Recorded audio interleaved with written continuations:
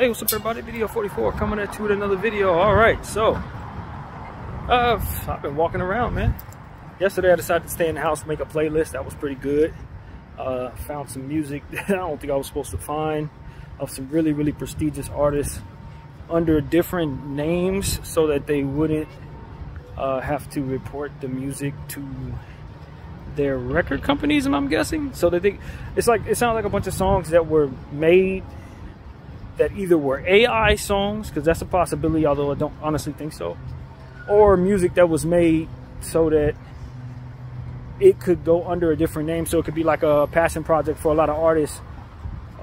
Music that their artists, their record label probably didn't want them to have, or stuff that was incomplete that they planned on using but was never released for whatever reason, stuff they probably didn't get sample clearance on, stuff like that. They released it as a passion project under different names.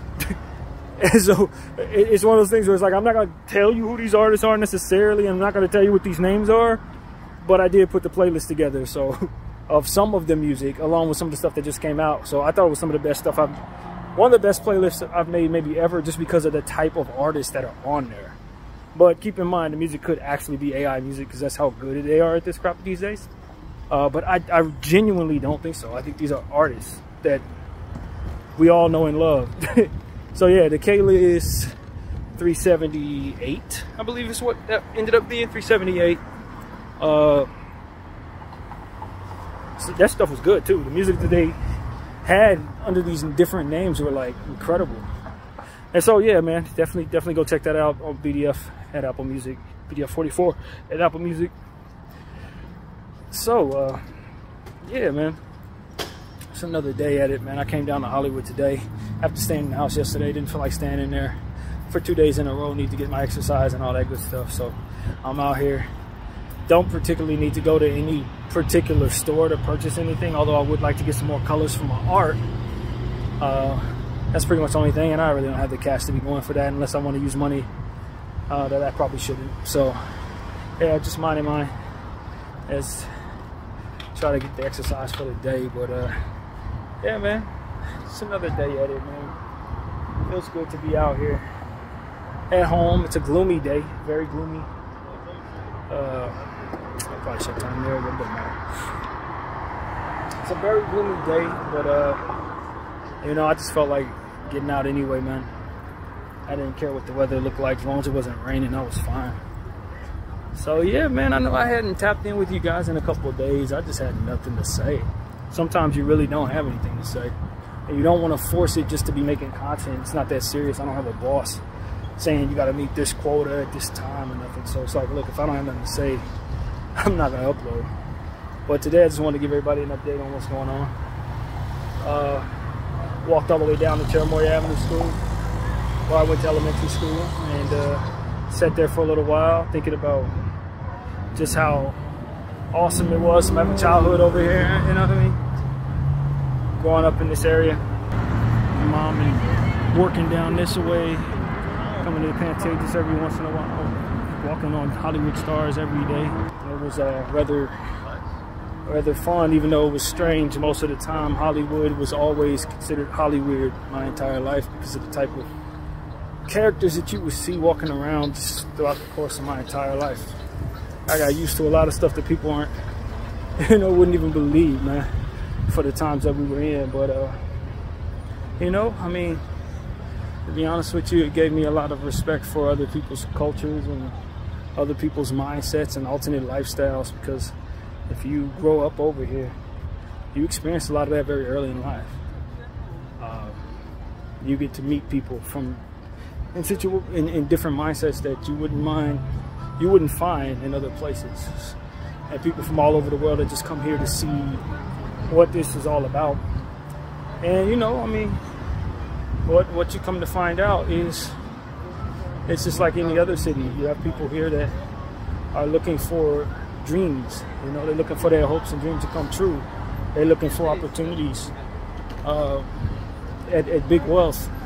They're looking for opportunities at just finding a way for themselves. And it's a lot of them find it, some don't, and they end up on the street or end up working regular jobs with big talent, you know.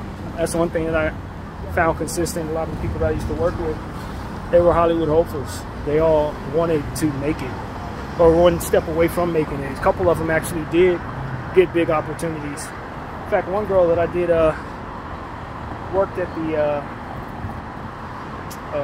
what do they call it, ESPN Zone with, she ended up being a nice Sundance actress and now has like a documentary of her story getting ready to come out. That's in production right now. So you never know who's gonna make it and who's gonna ultimately fall short, but it's all here, man. It's all here. And for me, I just was raised here. I didn't know to want any of that stuff, to be honest with you. The way we were living, we go to work, go to school, come home. It wasn't like, it was really about, oh, let's try to make it, let's try to do this, let's do that. Not too much. I went on a couple auditions, but that wasn't really how we lived. We were just here. And so as I come back to this place, I realized, you know, I was a lot of opportunities that I probably let go by the wayside, but didn't care too much for it because this place didn't represent that to me at the time. It just represented home. Everybody else was coming here to look for something. I was just going to walk around and be myself, you know what I mean? But as you grow older, you realize opportunities that are still here. And, you know, it's quite strange to see this place and how it hasn't changed as much as one would think. But, you know, it is what it is, man. I just find myself most comfortable in this place. Everybody else calls whatever home, this is home for me. But, yeah, man, it is what it is. Feeling positive, you know, trying my best to pray off bad energy, you know. Any type of energy that would otherwise have me feeling anything other than positive was not for me. And as I grew older, you know, here in a place like this, you realize there was a lot of negative energy to pick up on when you come out here, just because there would be a lot of people bitter of not making it, or people who were transients. God knows what their interests were. This was that type of place. So,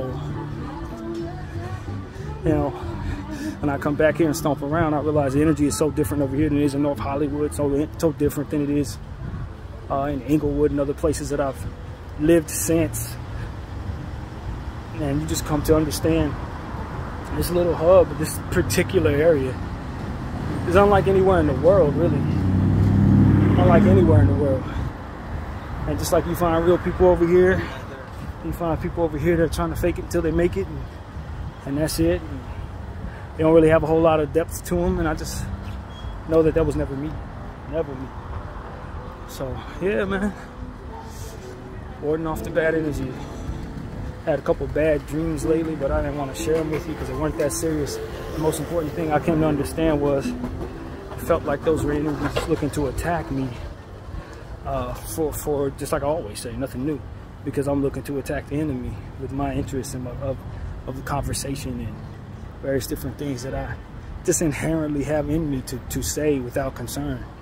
And as a result, enemy will use whatever he can try to thwart you from being able to have those conversations, or for having those conversations be without return fire from him. So that's kind of how I took it, man. Just same old stuff, man. Just trying to maintain my mindset in regards to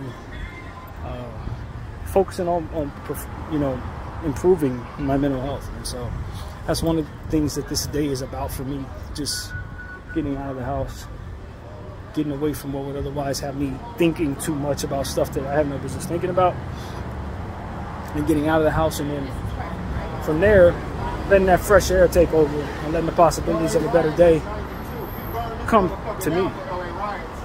Yo, I was here, nigga. So was I. Yeah, why you think I rolled through so hard? It's funny, it's true. LA riots was no joke. Fortunately, I was too young to really know what was going on, other than to say that all of my teachers were terrified. Teachers were terrified during the riots. They did not want to work. They didn't want to come to, they didn't want to leave the house. I can tell you that much. They literally did not want to leave the house. And we were thinking, you know, these riots, as a young person, the best I knew how to understand what was going on is that that Rodney King situation was unfair to Rodney. That's what we saw. Maybe he deserved to be whatever, arrested or whatever, but to just be beaten, and then to see it on camera at the time was like unprecedented for us. And it just brought all of the police brutality that had been going around the city and all the different ways that, you know, the LAPD and surrounding entities, you know, the way they treated our people. It just made it so that people wanted to respond in such a way that it would tear the city down. And, you know, that's not the best way to approach situations, is to burn down your neighborhood grocery store or burn down anything. But when you realize you don't own anything, what you want to do is just lash out. And that's what people did back then. And a lot of people are too young to remember those times. Hell, even I was too young. I wasn't even born. A lot of the people are walking around now. But I mean, them riots, I tell you, the neighborhood grocery store would get burned down. Like, literally. It was a grocery store that I used to go to with my mom on Crenshaw Boulevard. We went on a Friday. That following Wednesday, it was gone. They had burnt that thing down, man. And like, that was the real thing, especially in that Crenshaw area leading up to where my old church was. Man, they burnt down half that neighborhood, man. They burnt that whole neighborhood down in response to that situation. And so, like, you know, when Tupac said, "We'll burn this bitch down, you get us pissed," we really will. We really will. Man, that's what LA has proven to also have within it, is a lot of people who will not stand for a whole lot, man. They know how to huddle up with one another, keep their neighborhood politics intact. But if you force them out of them areas in the name of your mistreatment of those people, believe me, you have a war on your hands. And that is something that I know. That's why a lot of times when we consider what's happening in certain countries, if you're gonna bring that to this country, you gotta understand it ain't gonna go a certain way because of how many people are organized and have been organized in these cities in very intricate ways. It's not simple. It will go very, very, it would become very complex to just try to take this place over. A lot of America, they'd be able to take over. They try taking over LA, and they're gonna have to they're gonna go through some roadblocks that they would not be prepared for. That's what I know. That's what living here my whole life has taught me. This ain't the place to just invade. You better talk to some people, or you're gonna have enough coming at you to meet your army. That's what I know. That's what I know. And so it's a damn shame. Like, you see what's going on in Gaza and stuff like that. That is something that I don't think you can do everywhere. There are a lot of places you can do that at. Here, it's not one of them. You have issues, major ones. And maybe you'd have enough artillery to meet us, but you would also have to understand you would take on casualties. That's just LA, man. I can promise you that. A lot of these people have been warring for years with one another. If they ever come together, if they ever start realizing they're not each other's enemy, and they start figuring out who really is the enemy, that becomes a problem for that enemy. And so this is just what I know of growing up in Los Angeles my whole life, man. This is what I've always known. You start getting in some of these little pockets of the city, you think, oh, it's not that much going on. You start seeing exactly how many people come out of them pockets. You're like, oh my God, where am I? That's what it would end up being for a lot of these people who think they could just come here and behold the city and know what it is. No. A little 2-block radius, you start realizing who all lives in that 2-block radius. You start realizing there's more people there than what you'd expect to be able to inhabit one small spot. Like, what do you call it? What's the name of that little area over there? Can't think of the name of it, but it ain't too far away from downtown LA. It's some type of park. I forget the name of it, but it's understood that it's like 1 million people who live there in like a 4, 6, 7-block radius, and there's so many people packed in these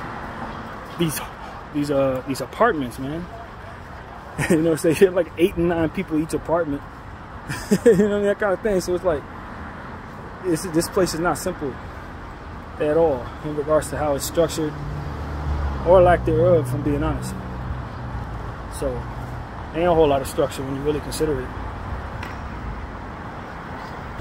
But you know, man, I mean, what's it called? Silver Lake area? That's what I want to say. Silver Lake, I believe is what I call that. It's like 1 million people in that little area. Like literally 1 million. When they all flood the block at the same time, you're gonna know exactly how powerful that area is. But you know, it just is what it is, man. Growing up in LA just helped me understand just how privileged I am, I guess is the word I would use, to be able to be from a place like this. When I listen to people talk about where they're from and how simple things can be structured, and I realize, oh, not here. Like, you can be rich and still have somebody that you answer to that doesn't have a whole lot in this area. Like, that's the crazy thing about LA. And because of how the politics work in the inner cities, the richest person is not always the one who really has the power in certain situations in regards to the city. It really ain't. A lot of people don't know that though. So when they come here, they think they can bribe people and then they find themselves in trouble. Like, no, bro. No. Not at all. And in certain cases, it works out that way, but it depends on who you're talking to.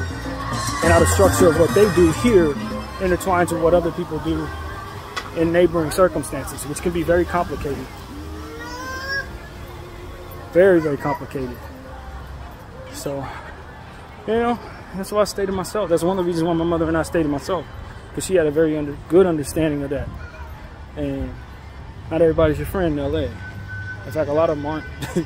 A lot of them are their own friends or involved in whatever they're involved in, to where even if they were your friend, they'd turn on you for the sake of what it is they're involved in. Very, very intricate stuff. But yeah, man. Watch your back when you come out here. It ain't just all sunshine, blue skies. On days like this, gloomy skies. It ain't that. The weather's nice, but the energy is thick. That's what I'll tell you. And at any rate, you know, it's context that would be required to understand this place. Context. That's what I would tell people. Just get an understanding of what it is you're dealing with. Don't think you can relate it to most of what you've seen, because this place ain't like that. This place ain't like what you think. It can be quite complicated. For example, the street I'm on, Hollywood Boulevard, it's one of those places where you can walk past someone who doesn't have anything, or you can walk past a 1%er to be right next to you. You wouldn't even know it. That's how complicated Hollywood can be. You're 1 block away from somebody's hood. Next thing you know, you're surrounded by $1 million apartment buildings. Next thing you know, you're somewhere in between. It's just no separation from the class here. The classes here, no separation at all. Absolutely no separation. And that is unlike what you're going to see in most places, I believe. Maybe New York, but because of, as I said, the politics and the gang life here, it ain't the same as New York. There's a lot of intricacies and stuff like that that get intertwined in such a way to where, as I said, you'll be answering to somebody who you have more money than. You'll be at the mercy of somebody of whom you thought you had power over. Like, that's the kind of place this is. And then you got the Hollywood aspect of it, which is like entertainment that somehow hides underneath all of that. It's almost like entertainment hides underneath the politics. It's strange. But I don't know. It's hard to explain.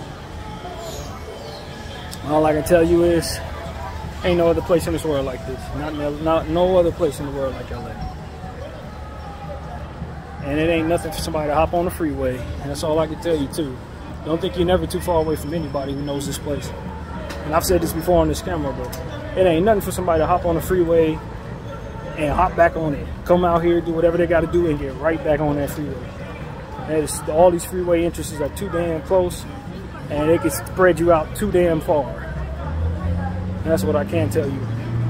So you're never quite out of the range of whatever the circumstances otherwise be. If you think you're safe in this city, nobody. Not when it really comes down to it. Not with that kind of thing. So yeah, man. Going back on the train, headed back to the hotel. Feel pretty accomplished in regards to what I was trying to do, to get some exercise. I always forget. You can cross here. Growing up, you would have to do that. But over the last, I'd say, years, they've made the crosswalk sort of like it is in Tokyo. So it ain't nothing to cross any direction you want to, bump into people and all kinds of different stuff. So yeah, man, as I'm going to the train, I'm gonna be crossing this way. But yeah, man, I'm tired, bro. I tell you, it's not even physical tired. I'm just, mind is beat. It really is. But you know, we just keep on pushing forward. The goals that we have. And, just ask for second win, you know. Demand second win from yourself or however you do it. You gotta just keep going. You can't let the weary times in your life bring you to a space where you just slow down and then undo all of the work that you've already done. It's easy to do that, but that would have wasted all the energy that you used up, that'd make you tired, you know what I mean? It would have made it in vain. And that's what I'm trying not to let happen. I've already worked very hard, so it's like, if I undo everything that I've done in the name of being exhausted, why did I do any of that at all? BDF 44, thank you all for watching.